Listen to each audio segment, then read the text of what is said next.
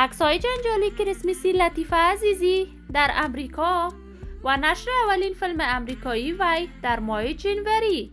لطیفه عزیزی در فیلم امریکایی چی نقش بازی کرده است و چرا لطیفه عزیزی در کشور امریکا کاملا خود را برهنه کرده است؟ ما در این ویدیو پیرامون همین موضوعات خواهیم پرداخت، پس در ادامه با ما باشید.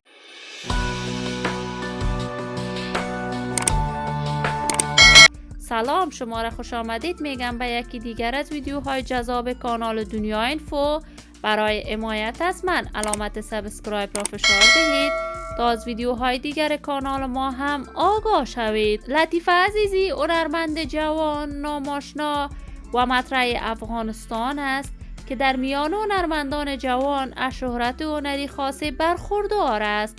لطیفه عزیزی در برنامه رقابتی ستاره افغان تلویزیون طلوع اشتراک کرد و توانست مقام سوم را در این پروسه از آن خود کند، با آنکه لطیفه عزیزی همیشه در این برنامه رقابتی از طرف مردم حمایت می شد، ولی داوران این برنامه همیشه لطیفه عزیزی را توهین می کردند.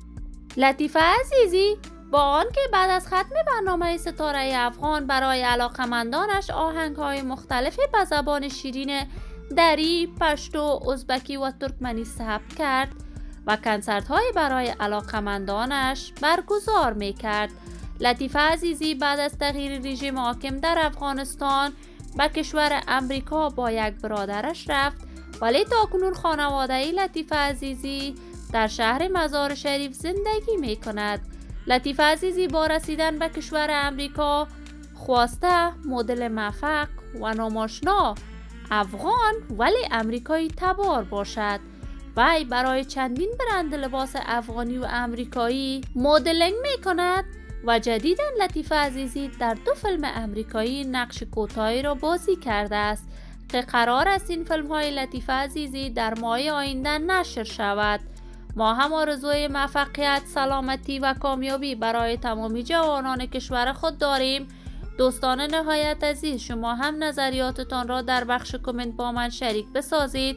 این ویدیو را با دوستان و علاقمندان لطیفه عزیزی به اشتراک بگذارید. اگر تا هنوز دوست کانال من نشدید، پس برای حمایت از من علامت سابسکرایب را فشار دهید، ویدیوهای ما را لایک نموده و در بخش کامنت نظریاتتان را با ما شریک بسازید. سلامتی شما آرزوی ماست. تا درودی دیگر، بدرود.